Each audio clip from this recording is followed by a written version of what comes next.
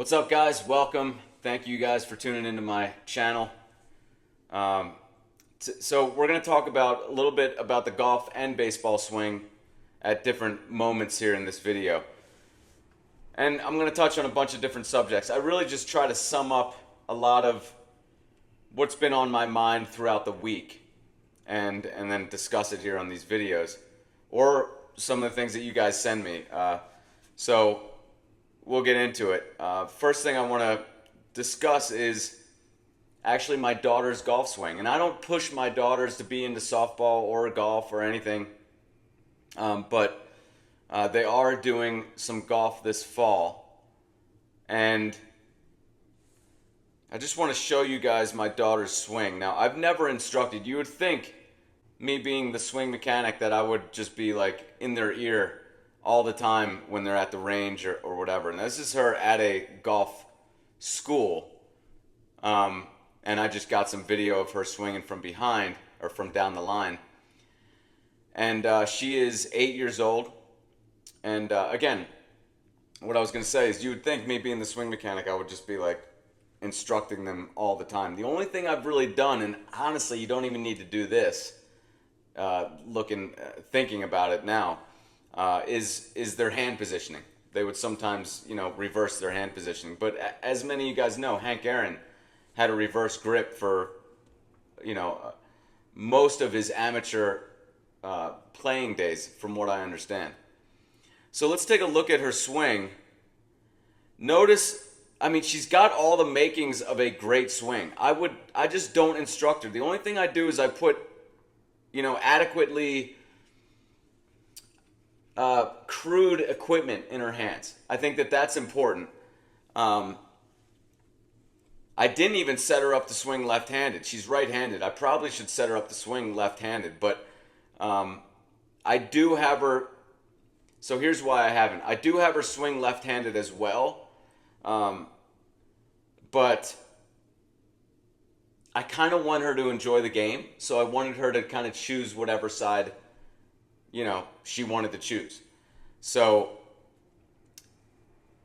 if you're, but I still have her take left-handed swings, but honestly, I'm not kind of following my own rules here, because she is dominant in her right arm, and so ideally I would have her swinging lefty. But here's also the thing with kids, is that if they start young enough, if they're weak enough when they start, then you don't really have to worry about which arm is dominant, because they're weak enough in their arms anyways, where she's not going to be able to really exert with that back arm very much.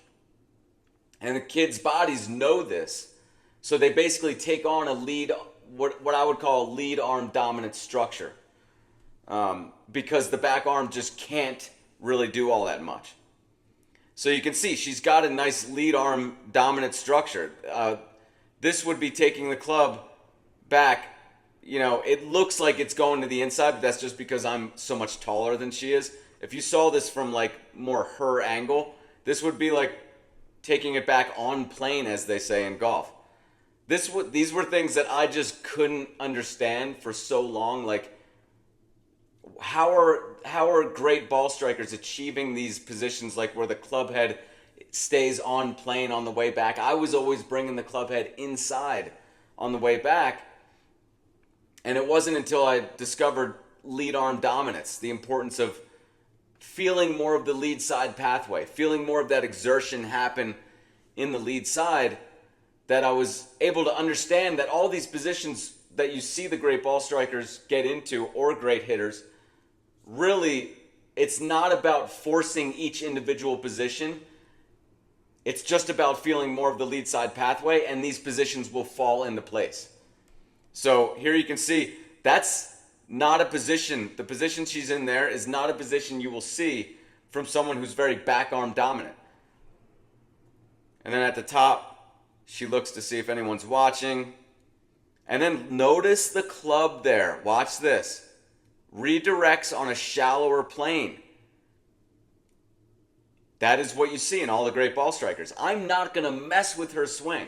I'm not going to let coaches mess with her swing. I've told her I've given her a heads up on coaches. You know, I basically don't want, people really messing with their swing. They're going to talk about things like keep your head down on the ball. Is that really important? I mean, she's now looking to see if anyone's watching in the backswing, and she's still going to be able to make contact.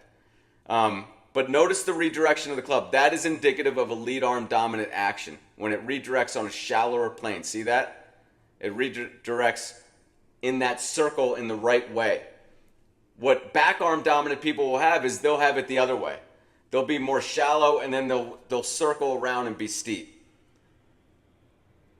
Now, this is also an interesting action. Kids often do this. If you look at Tiger Woods' swing when he was 3, 4, 5, 6 years old, and even this is part of what he started ruining with his swing. He wanted to look like Ben Hogan, but the way he did lead arm dominance wasn't the way Ben Hogan does it, and that's okay. Do you see where chasing positions can be a bad thing? You need to understand what the quintessential piece is of a great swing, and then do that your way. Don't chase positions. Tiger Woods did this where so let's take her, this is the downswing here, where he just kind of waited for the club to kind of get a little bit of distance before he started the real move with his body. He's just, from here, she's just hanging out. Notice the body's not really doing much. It's waiting for the club head to come back around.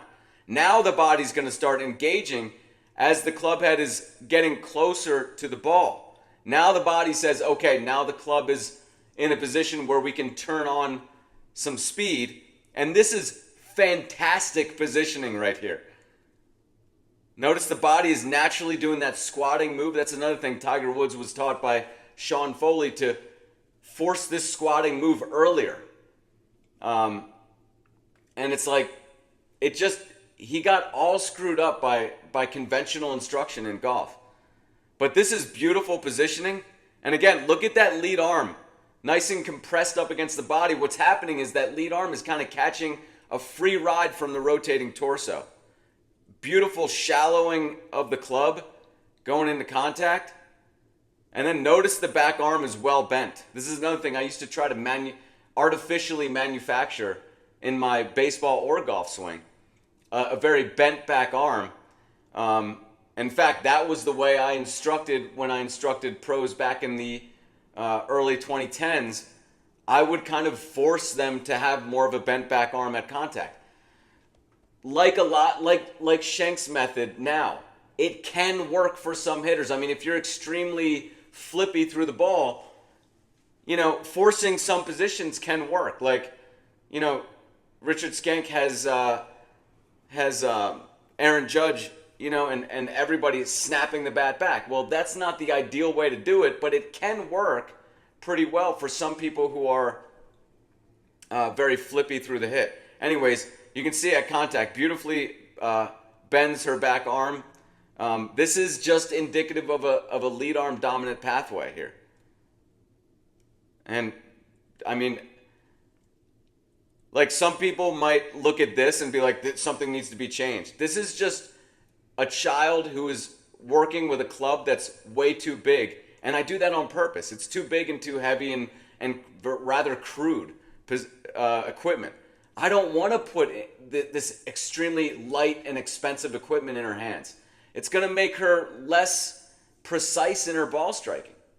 Better to have much cheaper equipment and make her body be more strict in the way that she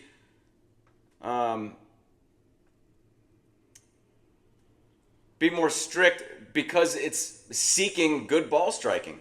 And if you just have great equipment with huge sweet spots, then the body's going to say, we're good, we're striking the ball fine, we don't need to make any adjustments. So just beautiful positioning there. This is the makings of a good swing. And so I don't need to do anything. If you put a bat or a club head in your child's hands early enough, you literally don't have to give any instruction ever. I see so many people getting their kids instruction who already have the makings of a great swing, and then they go to instructors And these guys are teaching him all this conventional stuff, and it's just, it ruins their swings. I mean, I think that that's really what's going on in our baseball culture right now that is making us not really the powerhouse anymore in the world when it comes to baseball. I wanted to talk about Mo Norman's swing. Somebody recommended that I do a swing analysis of Mo Norman. So this guy is said to be one of the best ball strikers of all time. Even many pros would just talk about how unbelievably straight his ball striking was. You can see he takes it inside. This is not usual for great ball strikers. But again, positions aren't things you need to chase. If you wanted to have some of Mo Norman's greatness, you just taking the club more inside. I mean, most beginners take it this far inside. And then that's what pros work to change in their swing, right? But again, it's just positions. It's not the quintessential piece that makes his swing great. What makes his swing great is lead arm dominance. He's feeling more of the lead side pathway. You can see that. Watch how the club redirects on a shallower plane. See how it goes from, look at the path that it takes here. Just think about what that path would look like. Look how much shallower it is on the downswing. This is what you tend to see. This is probably the most correlated trait that you'll see in the better ball strikers is this redirection of the club head at the very top. And all it is an indication of how much lead arm pathway, lead arm exertion, lead side exertion that they're feeling as opposed to the backside. He's a little unconventional in how extended he is at contact. But again, this is how he does lead arm dominance. He kind of follows the club with his back shoulder here. I want to say that's kind of like maybe Byron Nelson. There are other pros who have done that. But what's going on here that made him so great, you don't have to kind of, I know there's a movement out there to just copy Mo Norman's action. And there are guys out there just looking just like him, and they think that this real extended position at address is the key, and just overall trying to look just like he swung. This is really the problem in baseball and golf, is that guys are chasing positions. Instead of chasing positions, just get the quintessential piece down, and that allows you to do that quintessential piece in your particular way. And therein lies really the secret, why I believe that what I've found is the secret to the baseball and golf swing, because it allows the individual freedom, the individual creativity or little nuances that you need to do in your way because of however your body is structured, or maybe the way your mind or your personality is structured. Who knows? Got to move a little faster probably through these because I have quite a bit. This is Cronenworth. Let's see if I can find him. Let's see. Find his stats. Somebody wanted me to do a swing analysis of Jake Croneworth. Weighs 187 pounds, not very heavy, but he is 6 feet tall. It's pretty big. So he had 21 homers in 2021, 17 in 22, 10 in 23, and then 17 in 24. So consistently in the double digits and even reaching above 20 1 year. So that's pretty good. His OPS plus is 108. 100 OPS plus is like an average hitter. And OPS plus is literally it's the best way to measure the value of a hitter. It takes into account how well he gets on base as well as his power numbers. It's just an overall, probably the best way to determine the overall value. So 100 would be average. He's at 108, so he's an above average hitter in both power and consistency. So he is a lefty hitter, righty thrower. So we're going to probably see some good positions here. Let's see.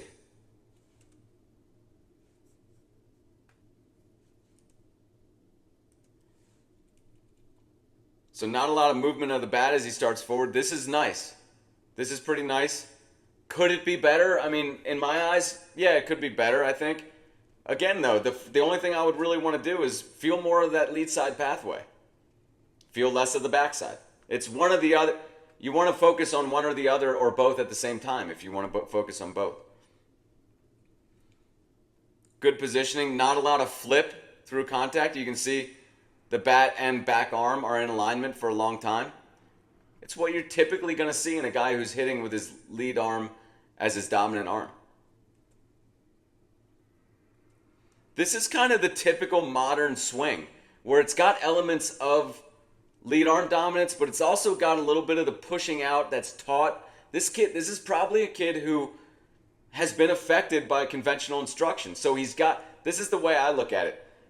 Most of these guys would have way more of a lead arm dominant action, a la Griffey. I mean, some of these guys, had they not been messed with, might even look a lot like Griffey. Heaven forbid, right? But they got affected by this conventional instruction, so they have a little bit of this. It's almost like a hybrid between a lead arm dominant action and a back arm dominant action. And that's what I'm seeing here. It's what I see with most hitters today. But again, not a lot of flip, no flip, really, as he goes through contact.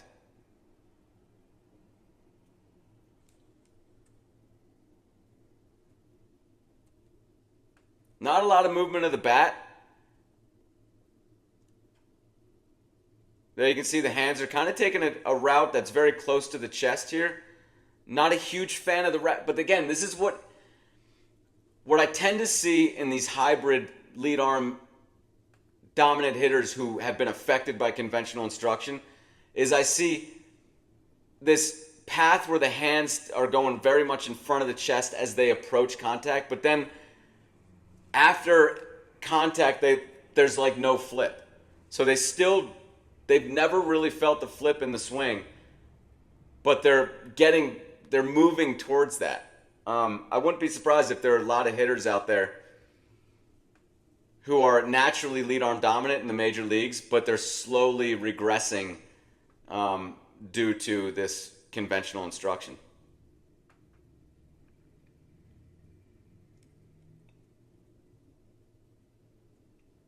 Great looking action. I like the full swing. Not enough hitters take this full swing, like finishing all the way around. You might as well. I mean, what are you going to do? Cut it short so you can head to first base and get that extra 1 second? It's better to put more power into it. So here you can see the hands are going pretty much well in front of the chest. He's just got that typical modern hybrid swing. It could be much better. It could be much more powerful. Mickey Mantle. Guys have been wanting Mickey Mantle swing analysis out there. So from the left side here you can see this is what I prefer to see. I mean, we just saw Cronenworth kind of extending hard. Mantle doesn't do that. Now he doesn't get like Babe Ruth, Ken Griffey Jr. lead arm compression against his chest. He doesn't get real straight in the lead arm either.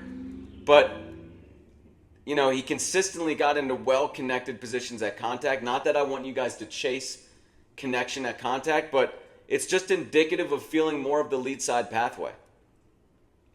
And look at how much of his body's getting into the hit. His torso is actually moving forward from here to here, right? Something that you just don't see in today's modern hitters very much because they're taught to hang back. They're taught to be more still. For whatever reason, I have my thoughts on why, but conventional coaches think that more still and stiff is better. I mean, they're just teaching kids to be more still and stiff through the swing. His righty swing, again, not a whole lot of straightness in the lead arm, but he's got the leads. You don't need that. What you need is the lead side pathway working. And we know it is, even though that's hard to see, it comes out in positions. Does that make sense to you guys? You don't, and the positions that it comes out and shows itself in aren't positions that you want to just force into your swing. You can't just, they're positions that are indicative of an internal feeling, which is feeling more of that lead side pathway. Do you think Mantle or any one of these greats felt their lead side working more? Of course not. What that had to do with was they were just dominant in their lead side, or they started at such a young age that their back arm couldn't take over and they ingrained that action. But for sure, they didn't feel this all the time. You making the swing change, you're going to have to feel this. Does that make sense to you guys? Like, they didn't feel it in their organic way of becoming lead arm dominant. It was just a natural progression for them. But if you're looking to make a swing change and have more lead arm pathway working in your swing, you are going to have to feel it. And it's going to feel quite awkward. The same way it would if you pinned your dominant arm down and only used your non-dominant hand all day long. So you can see that nice connection there at contact. Very similar to his lefty swing. And look at how his torso's moving forward again, into the hit. A lot of these older guys are moving into the hit. They're kind of like thrusting their torso into the hit more. That's something that I think today's modern swing is missing. You guys also wanted some Ronald Acuña analysis. Now, Acuña, as I've said many times before, a lot of these pound-for-pound greats had more of a casted-out bat. You know, I think of Jackie Robinson and Albert Bell. This casted-out bat, you can do that. Again, it's just what you're comfortable with, feeling more of the lead side pathway. How do you figure that out? Swing a smaller bat with just your lead side. I have a smaller bat on my website, theswingmechanic.com. But if you guys can find one at a thrift store, I'm sure it'll work just fine. The only I mean, I don't personally like the super light small bats, but you know, let's not get hung up on things that don't really matter. Just pick up a small bat, swing with just your lead arm, and just start feeling more of the lead side pathway. But here you can see he's got a lot of that casted out move, but look at how that back elbow drops nicely to his side. The lead arm gets very straight and compressed up against his body. Beautiful. And no flip. You can see the back arm and bat are pretty well in alignment. Here's Elston Howard. Let's take a look at Elston Howard's stats. I wanted to show Elston Howard because he has that casted out move as well. Again, another thing that today's conventional instruction would coach out of kids. Unfortunately, it would coach out of kids, and that's why you don't see a lot of guys now who have that casted out move. Elston Howard had 168 home runs in his career, 5,443 at bats. He is 676 on the pound for pound list. Let's take a look.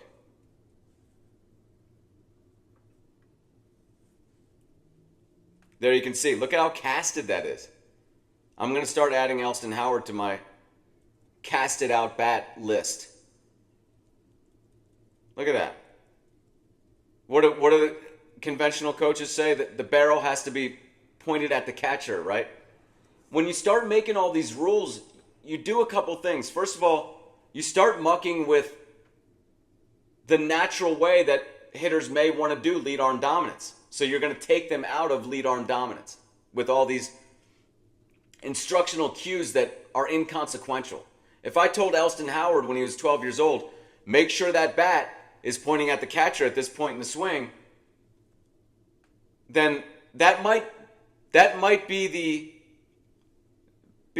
straw that broke the camel's back that kind of leads him more into back arm dominance, right? You don't know. You know, it's just inconsequential. There's over instruction going on in today's baseball culture. Beautiful position there. Very similar to Acuna, right? Elston Howard weighed 196 and hit a home run every 32.4 at-bats for his career. Look at this positioning through contact. I love that when hitters can not extend that back arm for quite a while, and now it extends, right? It's almost like it extends towards the third baseman. And beautiful positioning there. Look at that. Full swing all the way around. Love that. So there you go. Elston Howard, a pound-for-pound great. We touched on some good hitters there. Some good swings. Now, this is a post I did on Instagram. How about Ohtani? I mean, this guy is rewriting what we think is possible in baseball. I mean, unbelievable what he's doing, obviously. And I said on Instagram, this must be what it's like, or what it was like to live through Babe Ruth. Babe Ruth was one of those unbelievable players. I mean, Hall of Fame pitcher before he was even a hitter. I mean, you know, that's well known. But take away the pitching. I mean, you could totally take away the pitching and it would still be like shocking stuff that he did. Even in today's standards. But back then, guys weren't even hitting, I mean, they weren't even hitting 15 or 20 home runs. And this guy in 1920 hit 54 homers and just shocked everybody. You can see Ohtani, beautiful dropping action of the barrel. This, again, is indication that he's lead arm dominant. And he does right with his right arm and throw with his right arm. So he is definitely dominant in his lead arm. Beautiful action there.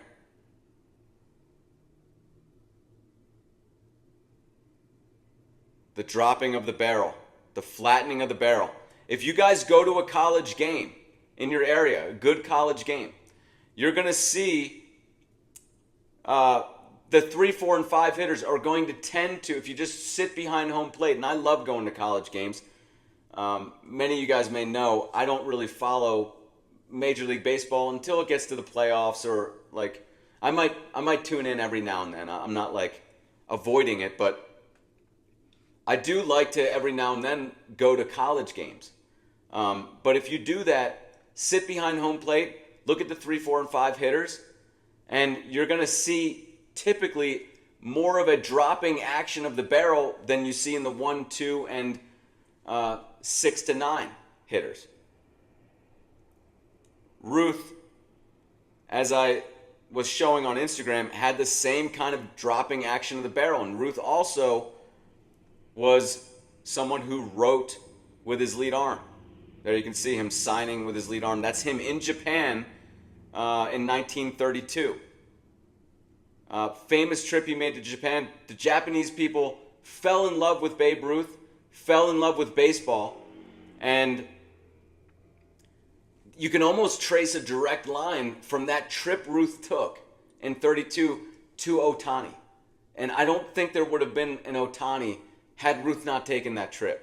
So very interesting. I think a book could probably be written just on that subject. The connection of these two guys. Both of them, like I said, right with their lead arm. And I think I should say that writing, I think, is more important for the correlation of dominance in your lead arm to great hitting than throwing is. It's just my observation. And also because I throw and write with my non-dominant arm for the past almost decade now.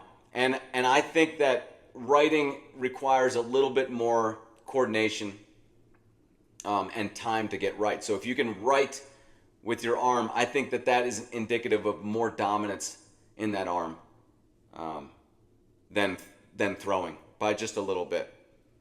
Griffey is another one who wrote with his lead arm but did not throw with it. This is a post I did on Instagram, the head down myth in baseball swing instruction.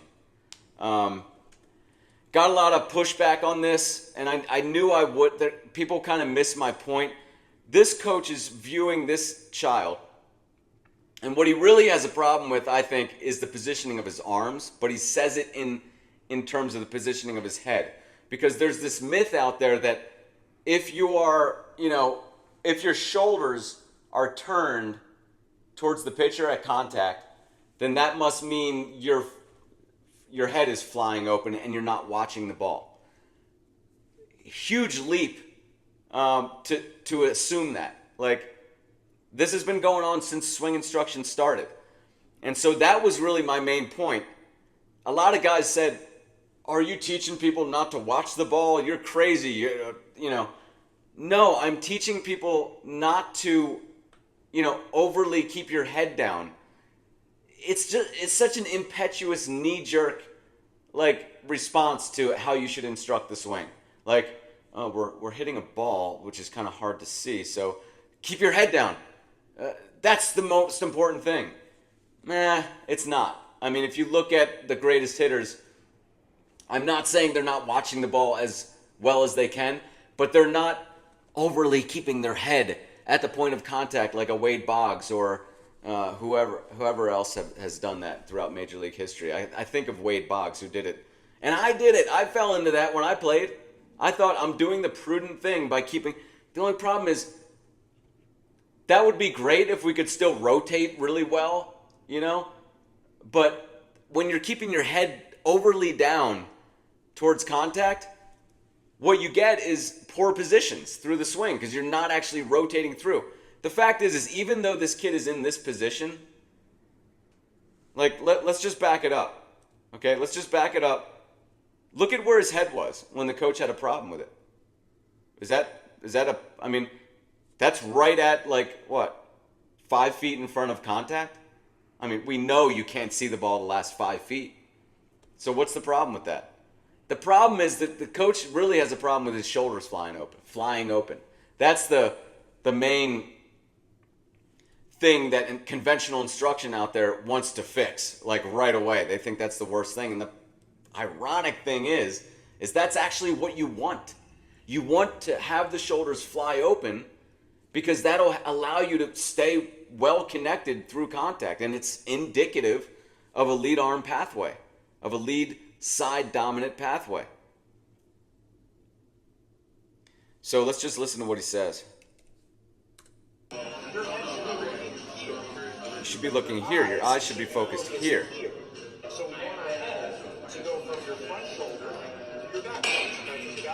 This is honestly just old, outdated, moldy, conventional instruction. We want your chin to go from this shoulder to that shoulder. I mean, I heard that back. I don't know why these guys feel the need to post. There's not anything new that's coming from them. I don't understand. I don't know. Maybe that. I don't know. I only feel the need to post because I see so much incorrect teaching going on, as far as at least that's what I feel it is. And so I feel the need to,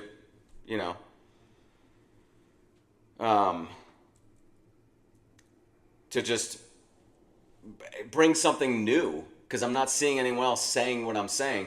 I don't know why these guys feel the need to post if they're just saying what's been said for decades. Swing correctly and our head is down following the baseball. Look at that path. Look at that hand path. Terrible. The body is basically out of the swing here. So there's almost, you're taking most of the body rotation out of the swing. And this is what I'm talking about. Guys on Instagram were like, I'm unfollowing you because now you're saying you shouldn't teach keeping your head down or watching the ball. No, I'm not saying that. I'm saying when instructors start talking about don't pull your head, what they're really saying is take a path like this to the ball that's completely unpowerful so that you can keep your head down on the ball and be in this terrible position at contact. Look at how he's leaning back. His rotation had nothing to do with the force that he's generating, and it's all hands and flip. Look, this kid was in a very Griffey-like position. By the way, look at Griffey. He's pulled his shoulders, but his head is still down. Just because you pull this, again, knee-jerk reaction to swing mechanics where guys are like, oh, if you pull your shoulders open, your head must be flying open too. Yeah, that's what it is. Yeah, so that's the problem. Oh, and then they can't see the ball. It's like such surface level analysis of the swing. I can't even. But you see that in a lot of things. You see people. I mean, people are busy. I get it. And it's just unfortunate because they need to go seek someone who's an expert. But in so many fields, I find like these experts they're not really, taking their time looking into the situation either. It's like they're more interested in just, I don't know, I guess starting a business. I don't know. I mean, but it's just, this whole head down thing is just, it's like 1 week into coaching baseball, Little League kind of stuff. Like that you're talking about. Like, oh, he's not making good contact. He must not be watching the ball. Okay. I think kids are smart enough that they know they need to watch the ball. There's no need to tell a kid they know that. They know they need to watch the ball. That's not something that really ever needs to be instructed. I'm going to just go out and say that on record. I know that is way off of convention, but I don't think it ever needs to be coached to just watch the ball more. How about throw to kids more? They just need to see more pitches. How about that? That's what's going to really make them much better. They need to see less machines, less soft toss, and just, either do tee work or do live pitching.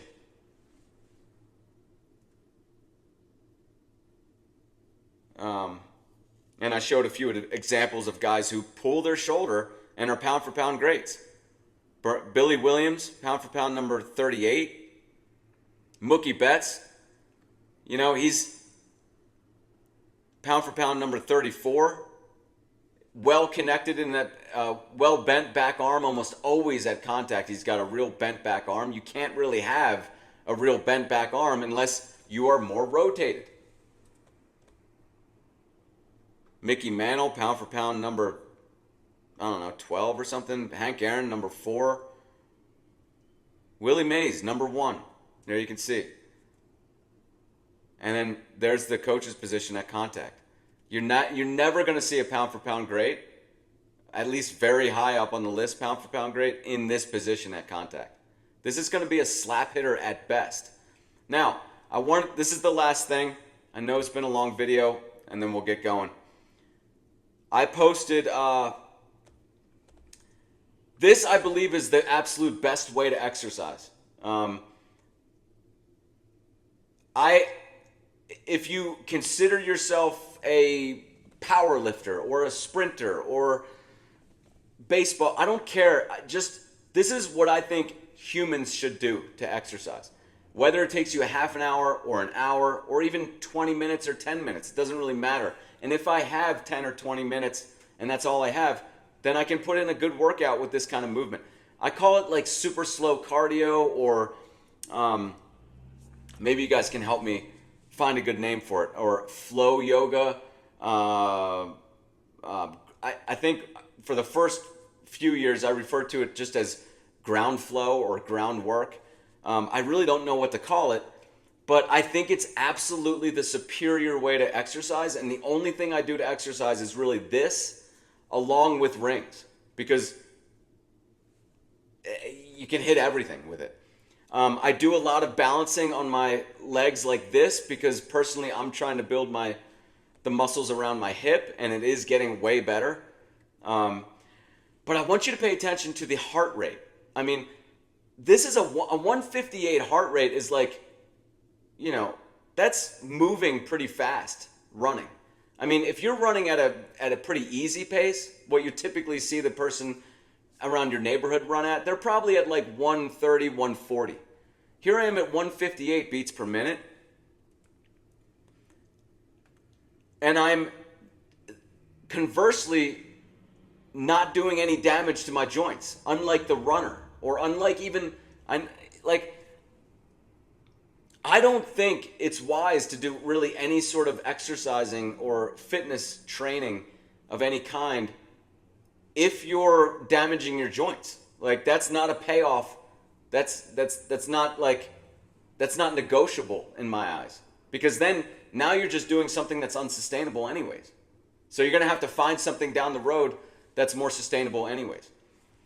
So if I were in a sport like baseball or golf, which does do quite a bit of damage to your joints, or weightlifting, or even jiu-jitsu,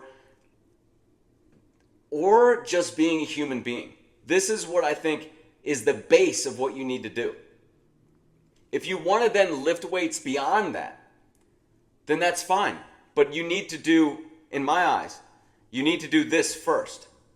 Because this is the prudent way to approach joint health, mobility, which has a lot to do with joint health. And this is only something that I've been able to understand and learn because of so many injuries sustained. My two biggest injuries are from weights. I think weights are absolutely,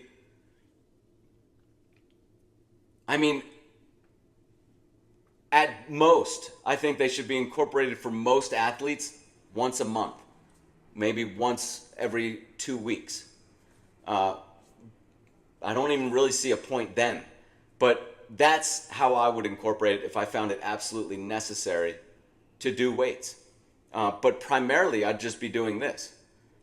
You think it's not intense. Look at my heart rate. And here I'm moving in waves. I think it's important to move in waves. I think it's important to flex. Flexing is how I'm getting, you can bend your knees more, which will get your heart rate up more, and then you can kind of flex more as you move through the movement. I do certain spine movements where I'm just kind of curling my spine as I hold my head, and I'm kind of just doing this and this with my spine. I can get my heart rate up to 180 in about 15 to 20 seconds doing that. And that's primarily I want to work my spine when I exercise. So there you can see I'm moving the waves through. And I'm just kind of doing what I feel like doing, really. But I'm keeping the intensity pretty high. You can see 158. Oh, and then sometimes I incorporate rings too. And gosh, I can get it up to 180 in 7 slow pull-ups. I'm easily going to be at 180. Keep it slow. That's another thing. Move waves through your body as much as you can. Keep it slow. Flex through the movement. And I'm always also trying to work my left arm a little bit more than my right, because throughout my life I've just been doing way too much with my right arm. So again, I'll hold positions much like yoga does. I'll just sit there and hold positions, and that can bring your heart rate up real high too.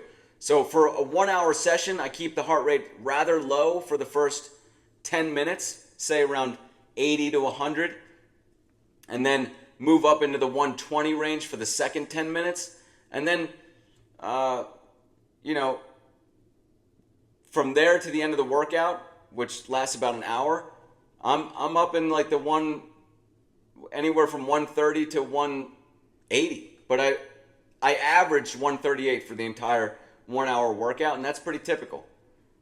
And what's great about this, again, because you're not doing so much damage to your joints, you can do this day in and day out. I really don't feel the need to say, today I'm going to work my biceps and then I'm going to give them 4 days off. No, I work the whole body every single day because I'm doing zero damage to my joints. That's really, to me, that's why you really need days off. Is because of all the damage that weights do to your joints, or running on a track, or whatever else people do that they think is fine on the joints, maybe because they're young and they don't feel it. But it's cumulative. It is adding up. And I think that a lot of times when you guys get injuries on the field, you blame whatever movement you did on the field. Oh, I stupidly stepped on the wrong part of first base, or this or that. No, it's not that one move. It's not, these guys who pull a muscle when they sneeze and they think, oh, I shouldn't have sneezed. No, it would have been something else. It's really a matter of how you're living your entire life, how you're exercising your body, the joint health. It's going to break down at some point. It's not the sneeze or the touch of first base that really did the injury. It's that you're not taking care of your joints. I also posted, this is just what I'll do in a typical swing, in a typical day where I'm doing swing work, is I'll do my 1 hour of super slow cardio, and then I'll swing, or oftentimes actually I like to finish with the workout, because after I swing I can feel the tightness in my back. The swing is a hard movement on the body. So I'll feel the tightness, and I want to just relieve that. So I really want to, pretty much after any swing session, at the very least, I'll just grab the rings, hang them up somewhere, and hang. Just to stretch out the back so I'm not tight going into life. But here I just take some swings, maybe for 5 minutes with each arm. And then on this particular day, just chip balls for about a half an hour, putted as well. But I'm almost only doing my weak side, my non-dominant side, lefty swings these days.